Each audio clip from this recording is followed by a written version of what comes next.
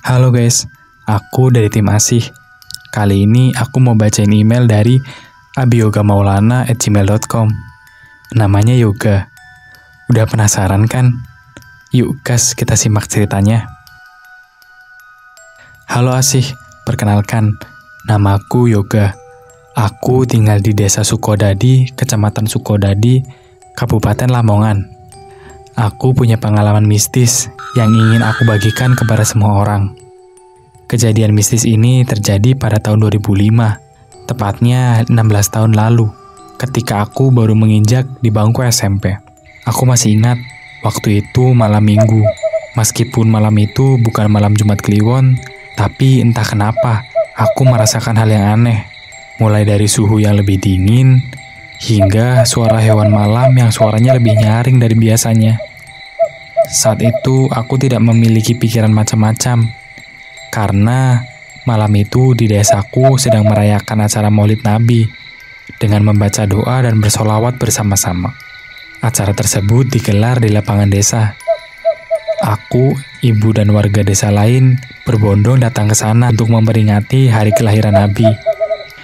Acara Maulid Nabi baru selesai ketika jam sudah menunjuk ke angka 12. Malam mulai larut dan jam sudah menunjuk ke angka 12. Ibuku yang sudah mengantuk mengajakku untuk pulang ke rumah. Kami pulang ke rumah bersama tetangga yang lain.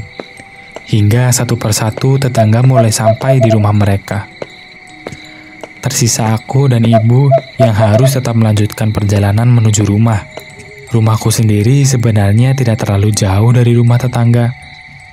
Hanya saja di sebelah rumahku terdapat sebuah kebun pisang yang memisahkan rumahku dengan rumah tetanggaku.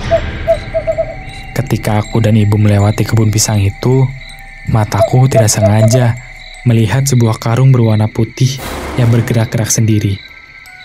Aku yang penasaran kemudian memfokuskan pandanganku untuk melihat lebih jelas ke karung tersebut. Tapi keputusanku ternyata salah, karena tidak lama setelah itu, karung yang aku lihat tidak lagi berbentuk karung, melainkan berubah menjadi sesosok pocong dengan tinggi yang amat besar, mata merah, dan wajah yang gosong. Aku ingin berteriak, tapi mulutku tiba-tiba keluh. Aku tidak bisa melakukan apa-apa selain menatap pocong tersebut yang bentuknya semakin besar. Keanehan yang terjadi padaku rupanya disadari oleh ibu. Ibu langsung bertanya, ada apa denganku?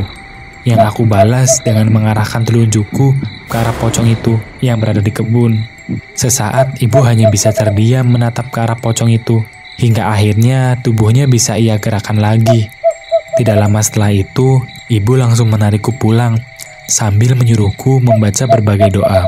Sejak saat itu, setiap aku melewati kebun di malam hari, aku tidak pernah berani menengok ke arah kebun pisang itu, karena aku takut kalau aku akan bertemu dengan pocong itu lagi. Gimana guys? Serem banget ya kisah dari Yoga. Terima kasih Yoga sudah membagikan kisah horornya padaku. Oh iya, buat kalian yang mau berbagi kisah horor, bisa banget kirim ke emailku di ceritamisteriku.id@gmail.com.